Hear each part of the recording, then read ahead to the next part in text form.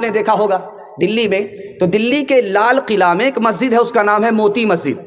اسی میں اورنگزیب بادشاہ 1600 عیسوی میں نماز پڑھا کرتے تھے. غور کیجئے کتنی پرانی مسجد ہے. وہ مسجد آج بھی باقی ہے، لال قلعے کے اندر موجود ہے.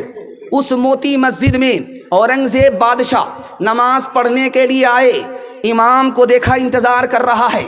امام سے پوچھا جب وقت ہو گیا تو آپ کس کا انتظار کر رہے تھے؟ کہا حضور آپ کا انتظار کر رہے تھے. کہا نکل جاؤ میری مسجد سے، میرا امام وہ ہوگا جو خدا کے لیے نماز پڑھائے، میرا وہ امام نہیں ہو سکتا جو بادشاہ کے لیے نماز پڑھائے. آپ کو ایک بات بتا رہا ہوں، آپ کا دل بہت مضبوط ہوگا. کسی کو روزی زیادہ ملتی ہے، کسی کو روزی کم ملتی ہے.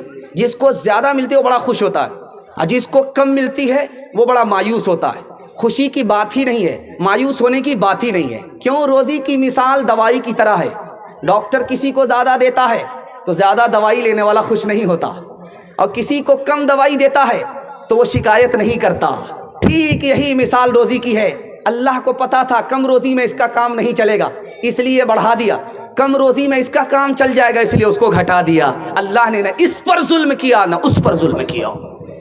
ایک بات یاد رکھیے، آپ کے گھر میں پریشانی ہوگی، ہر گھر میں پریشانی ہے. یہ دنیا پریشانی سے خالی ہے ہی نہیں. دکھائیے ایک آدمی دکھائیے اٹھ کر کے جو پریشانی سے خالی ہو، اس کی زندگی خالی ہو، آپ کا دل بہت مضبوط ہوگا. آپ نے پنجڑے میں الو کو کبھی نہیں دیکھا ہوگا، لوگ پالتے. پنجڑے میں بند کر کے کوا کو کبھی پالتے ہوئے آپ نے نہیں دیکھا ہے. دیکھا ہوگا تو طوطیا کو دیکھا ہوگا، بلبل کو دیکھا ہوگا.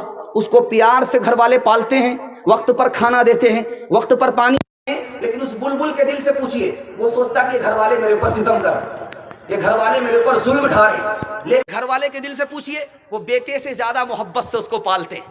اور اس کی آواز اتنی میٹھی ہوتی ہے گھر والے مست ہو جاتے ہیں. اس طوطے کی آواز اتنی میٹھی ہوتی ہے گھر والے مست ہوتے ہیں. جب اللہ تعالیٰ اپنے بندے کے پر مصیبت ڈالتا ہے، وہ روتا ہے، تو اللہ کو ایسا ہی اچھا لگتا ہے جیسے پنجڑے میں بند بلبل کی آواز گھر والے کو اچھی لگتی ہے. آخری بات بتانے کے لیے جا رہا ہوں. خدا ماں سے بھی زیادہ مہربان، باپ سے بھی زیادہ مہربان. ابھی آپ نے سنا ہر شاعر آ کر کے ماں پر مصرع پڑھ رہا ہے، چونکہ ماں سے آسان پیسہ نکالنے کے لیے کوئی ذاتی نہیں تھی. شاعر سے زیادہ سمجھدار کوئی ہوتا نہیں ہے. اتنا چالاک ہوتا ہے کہ جو آخری جیب میں پیسہ گڑا ہوا ہے، چھپا ہوا ہے، ماں کے نام پر وہاں سے نکل جاتا ہے. ورنہ ہزار کسی بڑے سے بڑے آدمی کا نام آپ بولیے، وہ پیسہ وہاں سے ٹس سے مس نہیں ہوگا. خیر، ماں کے حوالے سے سب سے زیادہ جلدی میں خطا کو معاف کرنے والی کون ہے؟ ماں ہے. بیٹے سے ناراض ہے، بات نہیں کر رہی ہے، لیکن جب کھانے کا وقت ہوتا ہے تو بیٹی سے کہتی، بیٹی ذرا دیکھو تمہارے بھائی نے کھانا کھایا کہ نہیں کھایا. کیا مطلب ہے؟ ناراض تو ہے، دل سے ناراض نہیں ہے. اب وہ ماں کے پاس بیٹا آ گیا، پیر پکڑتا ہے کہ اماں معاف کر دو، منہ کھولتا ہے اماں معاف کر دو، ماں معاف کر دیتی ہے. لیکن ایک مطالعہ آپ کی خدمت میں رکھنے کے لیے جا رہا ہوں، ماں سے بھی زیادہ جلدی کون معاف کرتا ہے؟ اللہ معاف کرتا ہے. کیسے؟ ماں کے پاس تو آنا پڑے گا، پیر پکڑنا پڑے گا، منہ کھول کر کے معافی مانگنی پڑے گی، تب ماں معاف کرے گی. لیکن اللہ کے پیر پکڑنے کی بھی ضرورت نہیں ہے، منہ کھولنے کی بھی ضرورت نہیں ہے. دل کا ارادہ ہوا، خدا معاف کر دیتا ہے. انشاءاللہ قبولیت کی گھڑی میں توبہ کر کے اپنے گناہ کی معافی مانگیں گے، ہاتھ اٹھائیے. انشاءاللہ معافی کی امید پر توبہ کے بعد بھی گناہ کریں گے، ہاتھ اٹھائیے. انشاءاللہ کشتی نوح کو جودی سے لگایا تو نے، نیل میں غرق سے موسیٰ کو بچایا تو نے، شکم ماہی میں یونس کو جلایا تو نے، چرخ پہ حضرت عیسیٰ کو اٹھایا تو نے، سر اٹھاتے تھے تکبر سے جو اصحاب الفیل، بھیج کر تو نے ابابیل کیا دم میں ذلیل، آج ادنا ہے یا رب تیری رحمت کی دلیل، آگ گل ہو گئی جب ڈالے گئے اس میں خلیل، کس سے فریاد کرے تیرے سوا اے رب جلیل، تو ہی مظلوموں کا ہوتا ہے مصیبت میں کفیل، تو ہی مظلوموں کا۔ جوانوں کے حوالے سے سنا رہا ہوں، جوان لوگ سننے کے لیے تیار ہیں؟ دونوں ہاتھ اٹھائیے انشاءاللہ۔ بھول سے بوڑھے لوگ ہاتھ مت اٹھائیے گا، اس دعا سے بھی آپ جوان ہونے والے نہیں ہیں، خیر سیدھے جنت میں جا کر کے جوان ہو جائیں گے۔ خیر یہاں تو نازی میں جلسہ جو ہے مذاق کو بھی پکڑنے لگتا ہے۔ ابھی شمشاد راہی صاحب کسی بوڑھے کے حوالے سے مذاق کیا تو نازی میں جلسہ نے پکڑنے کی بھول کر دیا۔ دیکھیے بھائی، مذاق کو مذاق سمجھا کیجیے، مذاق مذاق ہوتا ہے، دلچسپی کے لیے، ماحول بنانے کے لیے شاعر کبھی کبھی مذاق کر لیتا ہے، اب اس کو آپ حقیقت مت سمجھا کیجیے، یہ اسٹیج کی نزاکت ہے۔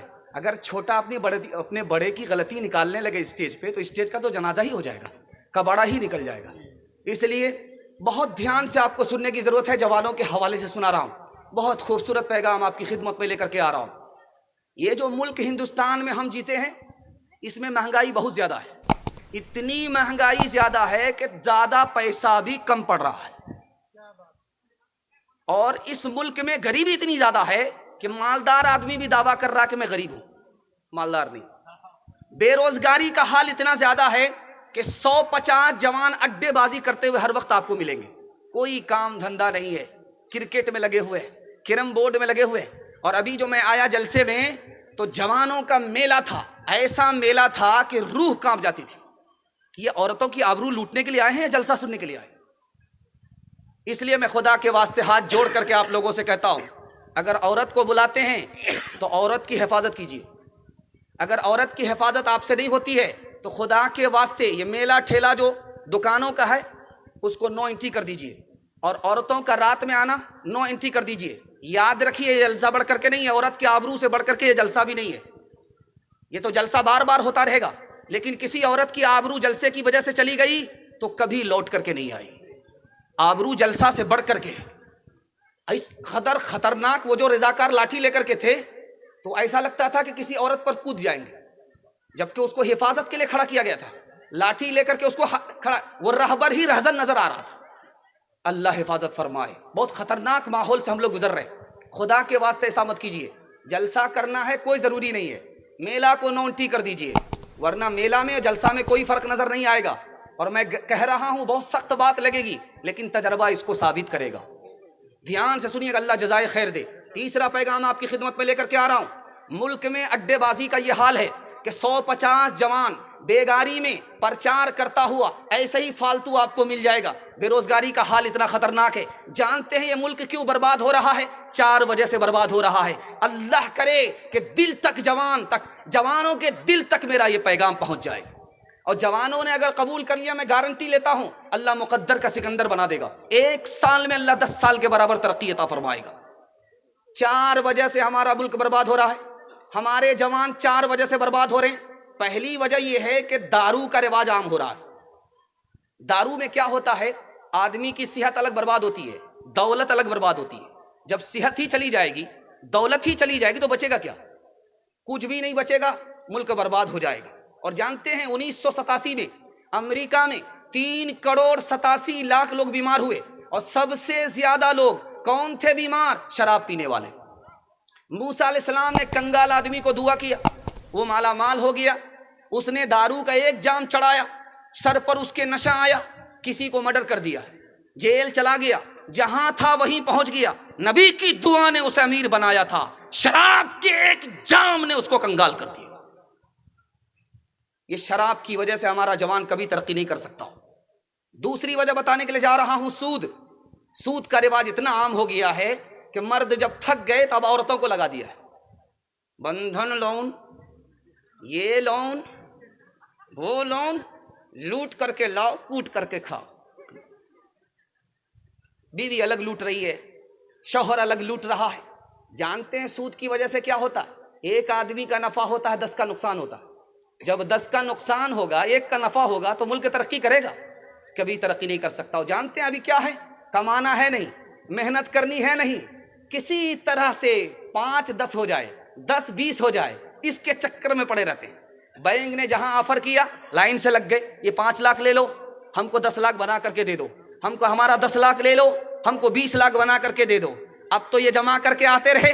جب 5 لاکھ جمع ہو گئے تو کمپنی کے پاس گئے کہ ہم کو ڈبل چاہیے، ہم کو ٹریپل چاہیے. تو پتا چلا کہ راتوں رات کمپنی غائب ہے، نہ آفس ہے نہ دفتر ہے. ڈبل کے چکر میں سنگل سے بھی گئے گزرے ہو گئے، پتلون کے چکر میں لنگوٹی بھی چلی گئی.